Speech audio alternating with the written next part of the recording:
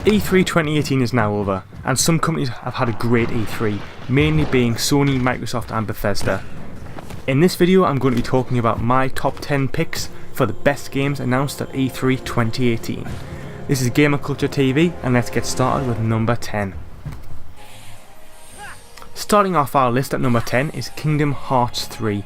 Fans have been waiting for the third installment in this Final Fantasy Disney mashup for a long time now, and as a new Final Fantasy fan, Final Fantasy 15 being the only game I have played, sadly to admit, I am very excited to see what this series can show me. The next game on our list is Dying Light 2, coming in at number 9. The first Dying Light game for me just came out of nowhere. It was a game that I easily sunk 100 hours into with a couple of my buddies. And you know what, man, we were scared of the dark in that game. I would probably say for the first 30-40 hours we did not go out at night. The developers have promised a world that changes due to the choices you've made, which will be very interesting and can provide some replay value in the future. And just to be honest, the game looks beautiful, looks amazing, and I'm very excited to see what changes and what positive influences they've made in this game. So while the streets may be safer, it's only safe for those who side with them. Number 8 on this list is Gears of War 5. Gears of War 4 wasn't that well received by many, and personally I wasn't a huge fan of the first half of the game, but it improved as the story continued. I do like where the story appears to be taking us with Kate in this installment, and hopefully Gears 5 can rectify some of the shortcomings of Gears of War 4.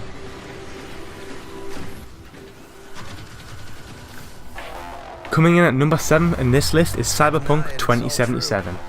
At E3 we got our first look at CD Projekt Red Cyberpunk 2077, with a short cutscene showing a massive futuristic but impoverished city.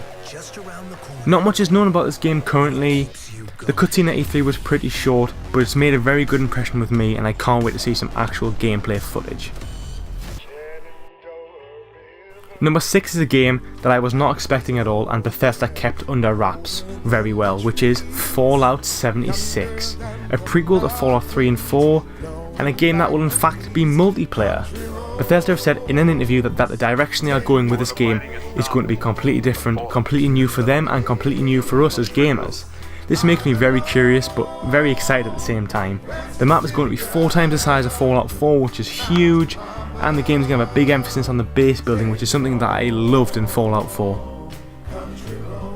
Number 5 is a game that people probably expected to be a little bit higher on this list, which is The Last of Us Part 2. The Last of Us defined the generation of gaming, and the second installment in the series has been demanded by gamers since the remastered for the PlayStation 4. This game just looks as incredible as the first one, the combat looks even better, which I didn't think was possible, and the story we all know is going to be truly epic.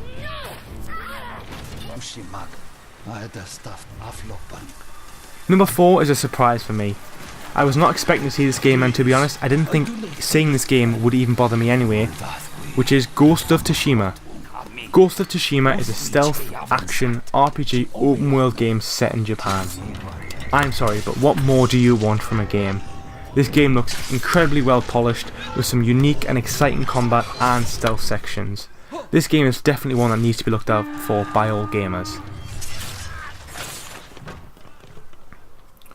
Now we are getting on to the big games, so put on your big boy pants and get ready for number 3.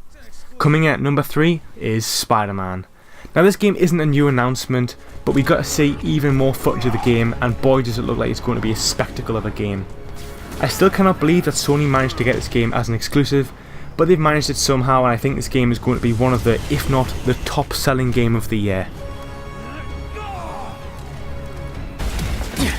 What? No chit chat or monologue? Just getting right to the point, huh?